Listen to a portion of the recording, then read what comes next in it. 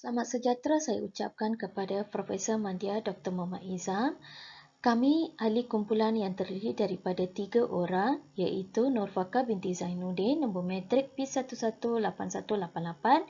Saya Lechmi Naraya Nadaraja P118183. Shobana anak perempuan Muniandi P118193. Bagi tugasan kumpulan pelan projek perancangan, tajuk yang kami buat adalah program adaptasi permainan tradisional sebagai e-sukan ataupun diberi singkatan nama APTES. Sinopsis bagi program kami adalah, nama bagi program yang kami pilih adalah adaptasi permainan tradisional sebagai e-sukan iaitu APTES. Sasaran yang kami pilih adalah 100 orang murid sahaja yang berminat akan mengambil bahagian dalam permainan tradisional e-sukan ini. Kaedah pelaksanaan projek ini pula adalah fleksibel dan murid akan menggunakan gadget yang dibawa sendiri ataupun akan diberi oleh guru. 5 jenis permainan telah dipilih di bawah permainan tradisional e-sukan ini iaitu congkak, dam haji, damula, aci sorok dan juga rounders.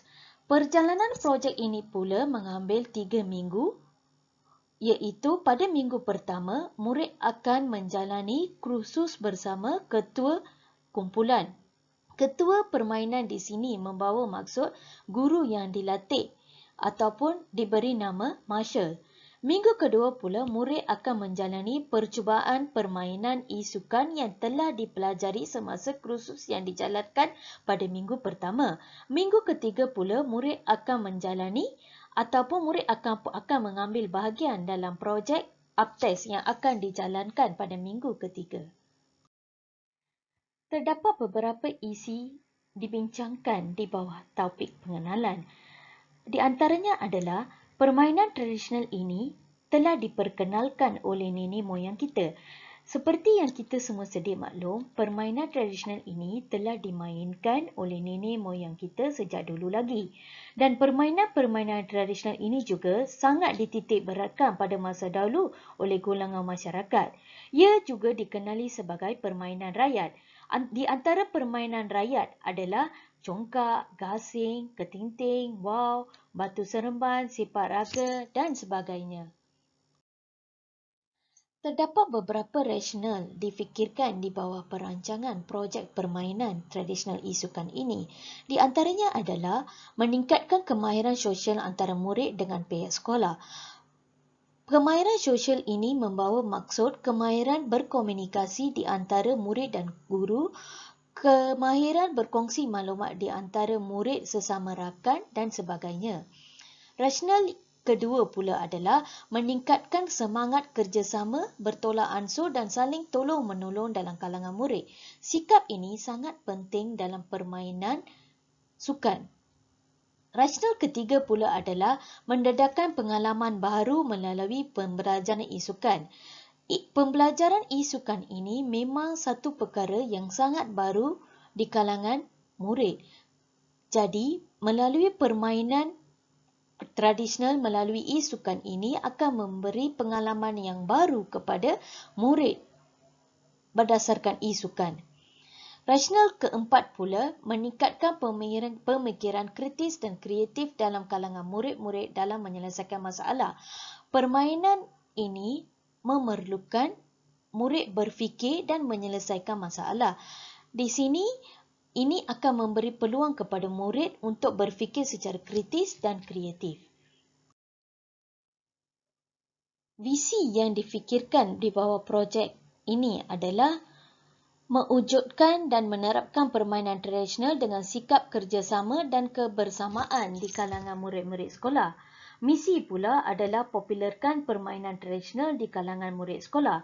Matlamat bagi permainan tradisional ini adalah, matlamat utama wujudnya permainan tradisional melalui e-sukan adalah untuk mengembalikan warisan yang makin dilupakan dan juga bagi mengeratkan hubungan silaturahim antara murid dan guru. Matlamat kedua pula adalah untuk meningkatkan semangat kerjasama di antara satu sama lain Dan matlamat ketiga pula adalah untuk mendedahkan pengalaman baru kepada murid-murid melalui e-sukan. Objektif yang difikirkan untuk projek permainan tradisional e-sukan ini adalah murid-murid dapat mengelola dan mengurus sesebuah pertandingan dengan bijak dan teratur.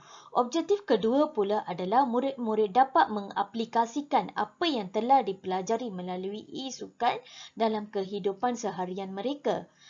Objektif ketiga pula adalah meningkatkan hubungan interpersonal antara murid dengan pihak sekolah. Objektif keempat pula adalah mendedahkan mengenai permainan tradisional dalam kalangan murid sekolah melalui e-sukan.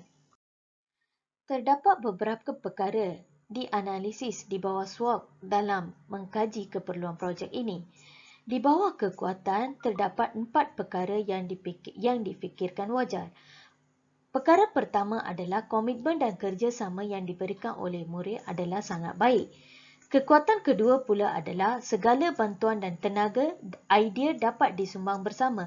Guru-guru menyumbang idea yang waras dalam menjayakan e-sukan ini. Kekuatan ketiga pula adalah penglibatan murid dalam permainan tradisional melalui e-sukan adalah sangat bagus. Kekuatan keempat pula adalah bahan dan kelengkapan bagi sesebuah permainan tradisional adalah lengkap. Di bawah kelemahan pula terdapat 3 perkara dibincangkan. Di antaranya adalah tidak mempunyai kesefahaman di antara murid-murid. Murid tidak bertolak ansur dalam masa-masa menjalankan permainan tradisional ini. Kelemahan kedua pula adalah penggunaan masa waktu PDPC. Semasa menjalankan percubaan, kita terpaksa menggunakan waktu PDPC untuk menjalankan percubaan app test ini. Kelemahan ketiga pula adalah ianya terhad kepada 100 peserta yang terawal saja. Peluang-peluang yang didapati dalam keperluan projek ini adalah mempunyai tempat yang luas untuk mengadakan permainan tradisional melalui e-sukan. Peluang yang kedua pula adalah murid dapat bermain mengikut kesesuaian masa mereka.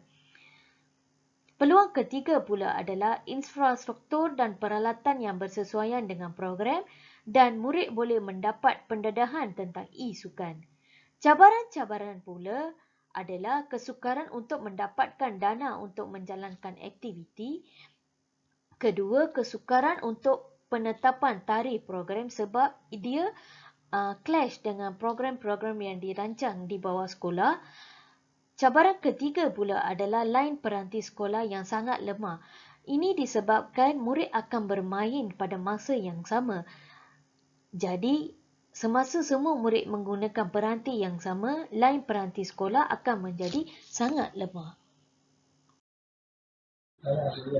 Terima kasih Cikgu Lechemi. Assalamualaikum warahmatullahi wabarakatuh. Nama saya Nur Faika binti Zainuddin dan saya akan menyambung pembentangan projek ini adalah dari sudut teori dan juga model. Teori yang kami gunakan adalah teori pencapaian matlamat di mana kami meletakkan satu matlamat untuk dicapai oleh pelajar. Pada masa yang sama, teori mencapai matlamat ini juga kami gunakan dalam merancang program ini. Program ini sesuai untuk pelajar hari ini, pada zaman ini kerana kami menggabungkan permainan tradisional dengan e-games. Jadi, pelajar-pelajar yang sudah selalu sangat dengan permainan video game akan selesa untuk mencuba permainan baru ini. So, itu kita guna. Dan apa matlamat yang kami tetapkan adalah untuk organisasi dan juga untuk individu. Bagi organisasi iaitu sekolah, kami memastikan kami mahu pelajar kami memahami 100% dan membudayakan kembali permainan tradisional dalam kehidupan mereka. Tetapi kami juga memahami bahawa anak-anak takkan terlepas lari dengan dunia gadget. Jadi kita gabungkan keperluan gadget dan juga keperluan untuk merasa keseronokan bermain secara maya. Okey, matlamat yang kami tetapkan untuk individu pula adalah pelajar akan diberi peluang untuk menyertai pertandingan dan pertandingan itu akan mereka berpeluang untuk memenangi hadiah. Jadi pelajar dan hadiah, apabila kita offer hadiah, pelajar akan jadi excited nak join, betul? Jadi itu yang akan berlaku dekat sini. Itu yang kita akan cuba bawakan pada pelajar. Kami akan cuba memastikan pelajar seronok dan bersedia untuk tahu, faham dan juga membudayakan kembali permainan ini. Kerana kita faham kebanyakan permainan tradisional adalah permainan yang melibatkan kumpulan. Jadi mereka akan belajar bagaimana untuk bergerak dalam satu kumpulan, bagaimana untuk memimpin kumpulan dan bagaimana untuk merancang strategi yang sesuai untuk memenangi sesuatu permainan tersebut. Okey, untuk model pula, kami memilih model PPBS iaitu Planning, Programming and Budgeting System. Model ini amat sesuai untuk kami aplikasikan dalam perancangan kami kerana dia melibatkan objektif, pengaturcaraan, belanjawan, operasi dan penilaian. 5 perkara ini amat penting untuk memastikan perancangan program ini berjalan dengan lancar. Okey, bagi objektif, program yang kami pilih adalah memastikan pelajar tahu dan membudayakan permainan tradisional di dalam kehidupan mereka. Maksudnya, at least diorang cubalah macam mana untuk bermain permainan yang kita main dulu. Okey. Yang kedua adalah pengaturcaraan. Perancangan perlu dilakukan untuk membuat perancangan pengaturcaraan iaitu perancangan yang bersesuaian. Jadi kita akan ambil daripada pelbagai aspek. Tetapi oleh kerana PPBS adalah merujuk kepada aspek bajet, aspek perancangan daripada setiap sudut, fizikal dan juga kewangan. Jadi kita kena pastikan perancangan kita sesuai dengan bajet dan juga sesuai dengan objektif yang kita nak capai. Jadi dia boleh tak dilakukan, sesuai tak dilakukan, apa yang akan ada masalah nanti, apa cara penyelesaian setiap masalah, bagaimana kita nak kena pastikan pelajar-pelajar kita gembira, nak join, nak menyertai pertandingan yang kita sediakan, nak menyertai kelas yang kita sediakan, nak menyertai event-event yang kita dah rancang dengan peraturan-peraturan yang ada di dalam permainan-permainan. Macam mana nak buat mereka bersemangat dan aktif untuk mengingati, untuk cuba buat, untuk main walaupun tanpa pertandingan yang kami sediakan. Okey, yang ketiga pula adalah belanjawan. Ini amat penting untuk memastikan program yang kita lakukan berjalan dengan lancar tanpa sebarang masalah. Terutamanya jika belanjawan tidak mencukupi ataupun kesalahan dalam membuat belanjawan di peringkat awal.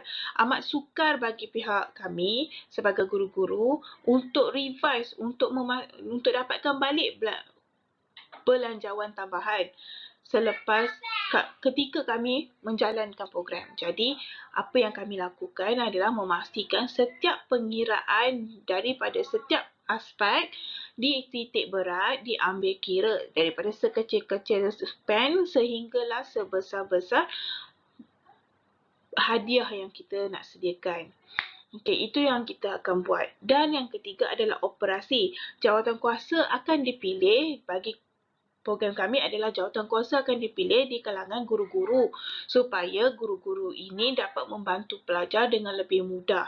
Okey, dan yang ketiga adalah penilaian. Penilaian dilakukan selepas kita menjelaskan kepada pelajar tentang teknik, cara dan bagaimana kita nak bermain. Kemudian kita akan sediakan permainan games. Games ini adalah salah satu penilaian yang kita gunakan untuk memastikan sama ada pelajar faham ataupun tidak teknik bermain yang betul dan juga pelajar berjaya tak mencapai objektif permainan tersebut.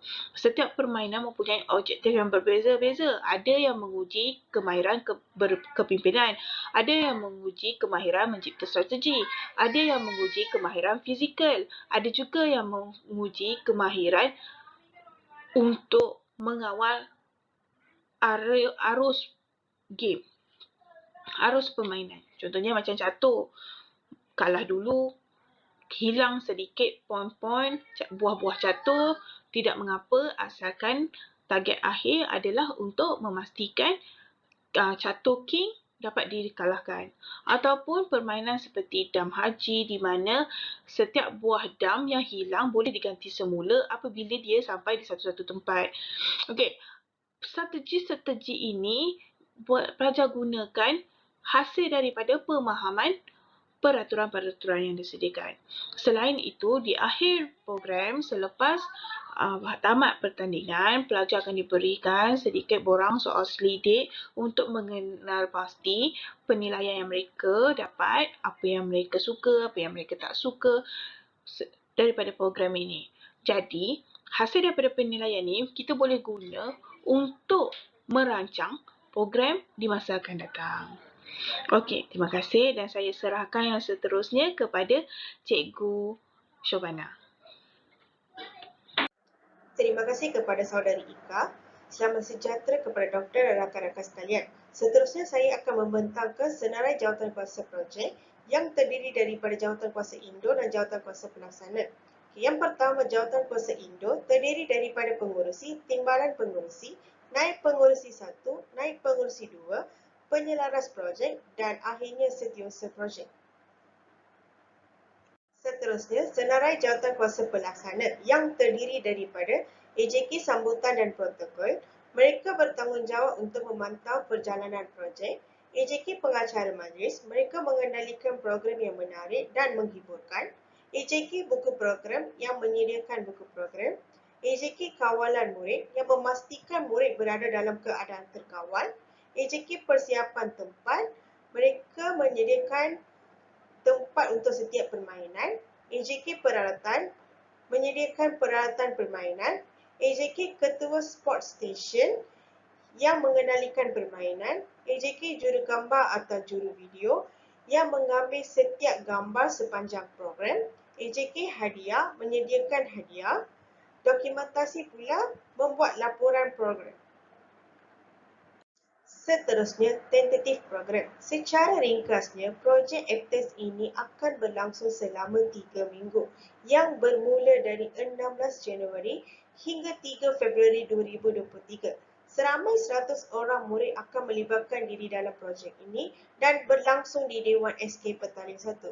Pada minggu pertama, murid akan didedahkan dengan kursus asas permainan tradisional. Pada minggu kedua pula, iaitu pada hari Rabu pada masa co-curricular, murid akan membuat satu percubaan untuk memain semua permainan yang disediakan. Pada minggu yang ketiga pula, iaitu pada hari Jumaat, pertandingan dijalankan pada sepanjang hari.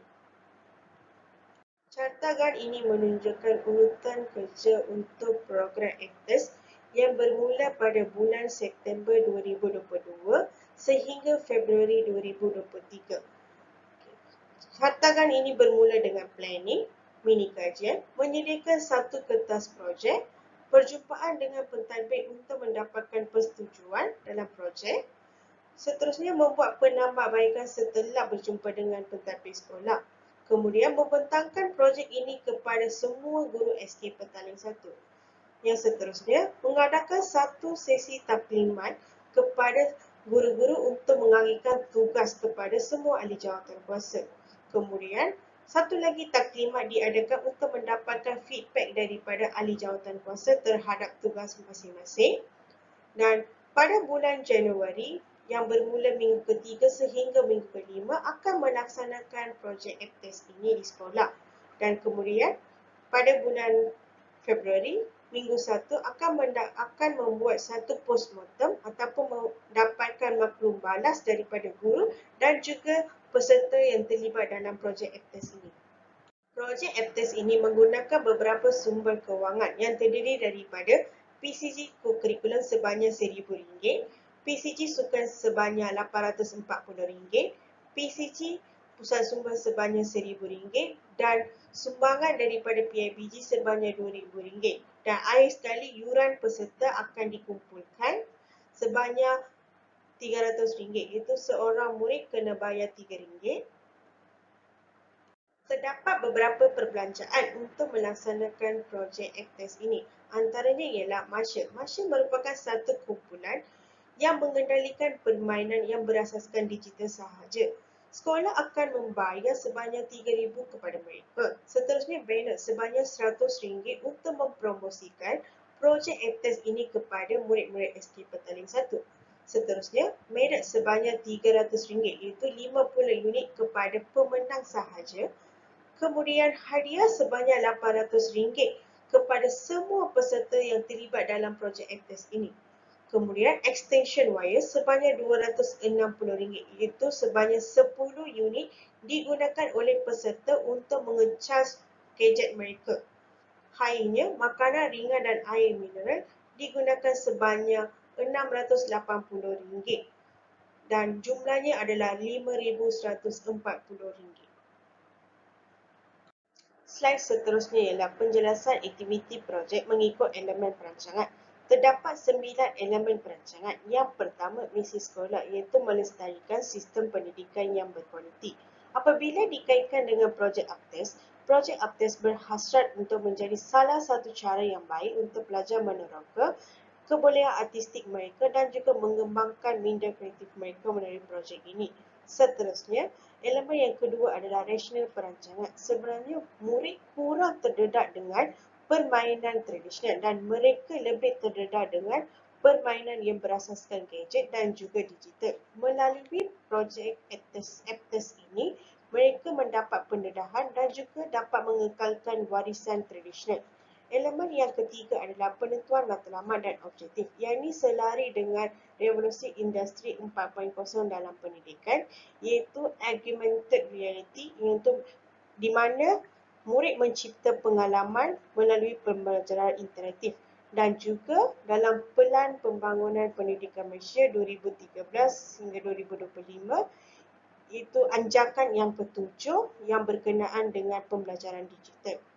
Yang seterusnya, elemen yang keempat adalah pengenalpastian strategi pelaksanaan, di mana pelaksanaan ini dijalankan secara bersemuka selama 3 minggu dan setiap peserta dikenakan bayaran sebanyak RM3.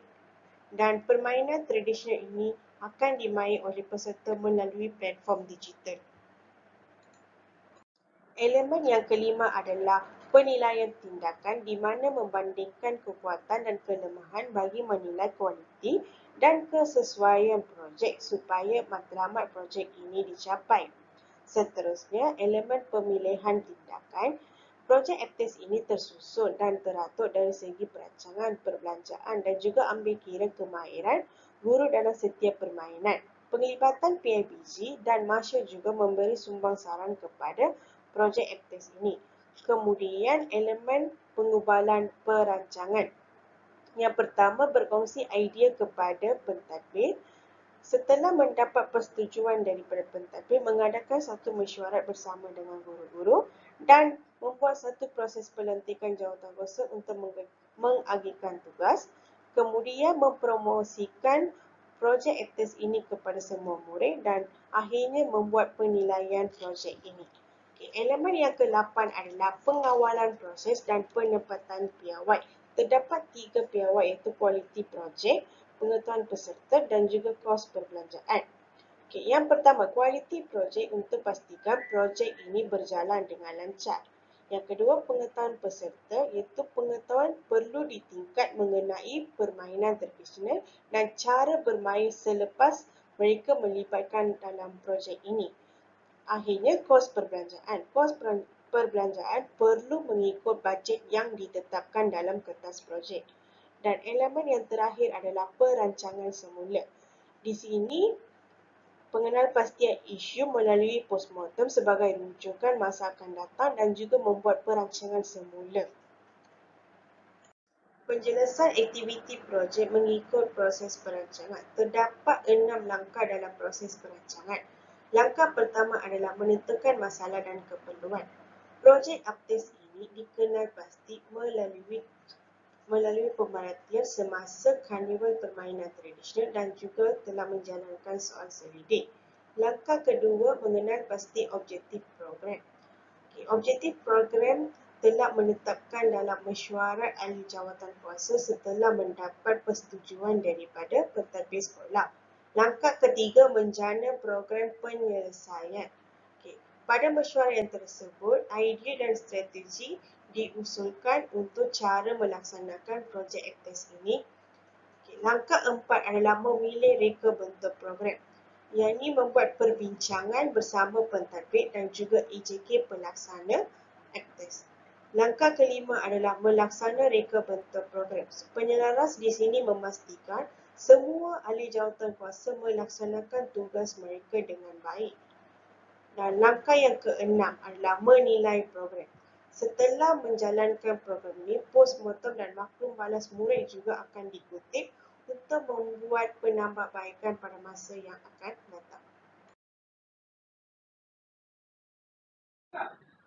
Secara kesimpulannya, usaha-usaha dan langkah-langkah yang tertentu perlu diambil bagi mempopularkan permainan tradisional ni kepada golongan murid-murid hari ini. Yang keduanya adalah untuk mewujudkan permainan tradisional melalui sukan murid supaya murid akan lebih berminat akan sukan tradisional yang ditinggalkan oleh nenek moyang kita. Dan yang ketiga adalah kempen-kempen dan langkah-langkah untuk mengekalkan dan mempopularkan kembali permainan tradisional ini perlu dititik beratkan kerana permainan tradisional ini mengajar elemen-elemen dan moral yang penting kepada pelajar-pelajar.